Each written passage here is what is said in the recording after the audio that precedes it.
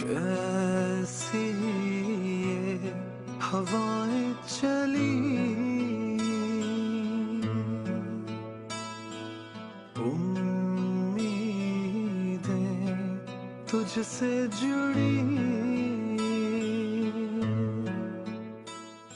पाकिस्तान में तर्ज हुक्मरानी पर बात की जाए तो बड़ी बड़ी बातें तो बहुत की गईं, लेकिन आम आदमी और हुक्मरानों के बीच दूरियां इतनी थी कि फासले पसमानदगी में बदलते रहे।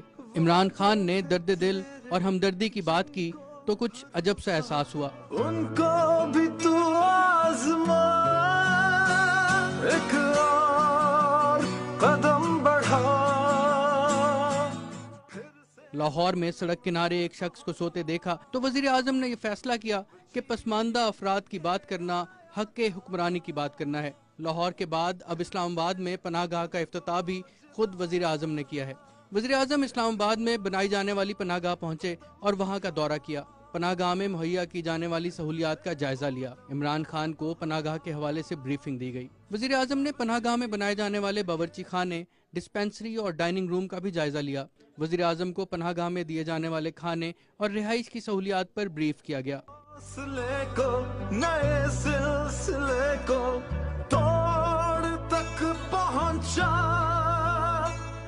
इमरान खान ने पनाहगाह के हवाले से डॉक्यूमेंट्री भी देखी। ये जो पनाहगाह के ऊपर एक बोर्ड का ठीक है, वो ओवरसी करेगा सारा।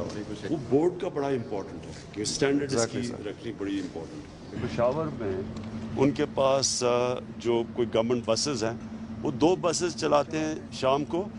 वो जो देखते हैं कि लोग जो सड़कों पे, हाँ लाहौर में भी शुरू हो गई, वो आपने देखना सड़कों पे जब लोग उनको बहुत अच्छा।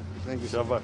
पाकिस्तान में शायद ये एक नया आगाज है, एक नए दौर का आगाज, जहां सब बराबर हैं, इज्जत व आबरू के साथ जिंदगी गुजारने का, जहां सब पाकिस्तानियों को हक है, जो एक नया पाकिस्तान है। Shahid Ajmal Malik, Pakistan television news, Islamabad. वादों पे तेरे जिनको भरोसा, उनको भी तू आज़मा, एक और कदम बढ़ा। फिर से वो लम्हा दोहरा जब जीत के आया था, फिर से वतन को जिता।